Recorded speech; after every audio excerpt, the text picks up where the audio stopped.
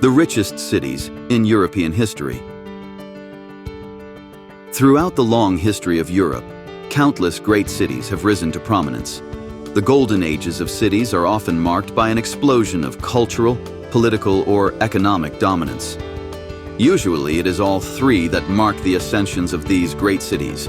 While there are almost endless examples of fantastically wealthy and powerful cities across European history, a select few stand out from the rest of the crowd. Not only were some cities able to get rich and stay rich, but they also established economic climates and institutions that lasted for centuries. Rome. The beating heart of the Roman Empire, Rome was both the largest and richest city of the ancient world. Reaching its zenith sometime in the early 2nd century, Rome's influence and wealth would start to wane as the empire's institutions began to fall apart at the seams. Its golden age would coincide with the unquestioned dominance of the Roman Empire over the Mediterranean. The wealth generated at this time was largely from its ever-growing tax base, as well as lucrative trade with places as far away as China and India. The Romans were able to build countless great public works with this revenue, such as the Colosseum, Circus Maximus, and Pantheon. All of these astounding wonders still stand today in one way or another. The aristocracy of Rome also enjoyed a lush and lavish lifestyle during this period. It was not uncommon for the elites of Roman society to have such luxuries as fountains, pools, and heated floors installed in their homes. These kinds of extravagant additions to homes would not be seen in Western Europe for hundreds of years after the empire collapsed in 476 AD. Paris, originally founded by the Romans during their conquest of Gaul in the 1st century BC, Paris has remained the most important and rich city in France since the nation was first founded in the centuries following the collapse of Roman rule in the West. While Paris has always been one of the most important cities in Europe in terms of culture and wealth, the city would enter into a new era of prosperity in the late 19th century. Often referred to as the La Belle Époque, lasting between 1871 and 1914, an explosion of French culture fueled by a thriving economy would transform Paris into the modern city that it is today. Iconic landmarks such as the Eiffel Tower were constructed during this period alongside the early adoption of consumer culture. With a large and expanding middle class, the average French citizen was beginning to buy new and exciting items that were once only reserved for the upper echelon of French society. Sadly, much of this progress would either stagnate or be lost at the outbreak of the First World War. The first half of the 20th century was anything but easy for France. But thankfully, the city was able to recover, and today, it remains one of the richest cities in Europe and the world. London, the birthplace of industry. London was the epicenter of large-scale manufacturing in the late 17th century. The Industrial Revolution would not only bring about an unprecedented surge of newfound wealth to both the upper and lower classes, but would also irreparably change the world forever.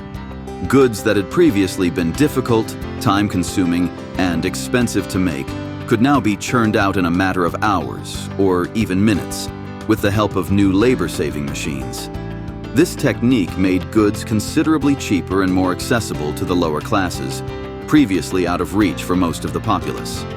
A true middle class started to form, and the first ever true consumer economy was born. Raw materials from around the British Empire would be sent back to London to be turned into cheap and easily made goods to be sold for an astounding profit. During the late 18th century and the entire 19th century, London would remain the economic capital of not only Europe, but the entire world. It would only be after the disastrous effects of the First World War on Britain that New York would surpass London as the global economic hub. Constantinople, Istanbul, first named Byzantium by early Greek colonists in the 7th century BC. This once unassuming settlement at the edge of the Strait of Bosporus would become a city that would rival even Rome in wealth and riches. Named Constantinople by the Roman Emperor Constantine the Great, this city would quickly become the most prosperous part of the Roman Empire. As Rome's power and relevance started to fade, Constantinople thrived as it served as the capital of the Eastern Roman Empire and a center of trade and commerce for centuries to come. Constantinople sat at the end of the incredibly lucrative trade network called the Silk Road. The Silk Road was a series of trade routes that connected Europe with both India and China. Expensive and exotic items such as Chinese silk were one of the most sought-after items in the empire and almost drove the Roman state into bankruptcy on more than one occasion. Regardless, Constantinople would continue to thrive well past the point Rome had fallen into the hands of barbarian invaders in the 5th century AD. The city would have its ups and downs, but would experience a revival under the control of the Ottoman Turks during their golden age in the 17th and 15th centuries. Venice. Venice first rose to prominence at the tail end of the Dark Ages in Europe around the 10th century. Its coastal location made it an obvious place for traders and merchants to sell and buy goods easily.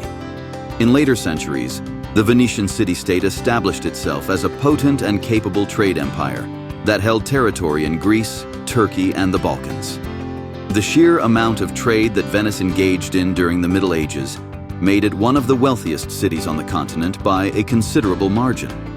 After Constantinople was sacked by Crusaders in 1204, Venice surpassed the Roman city as the center of commerce in the region. Not only did Venice set up profitable trade deals with other Europeans, but branched out into the Middle East and Africa as well. The Venetians were able to form relatively good relations with the various Muslim powers, and both sides benefited greatly.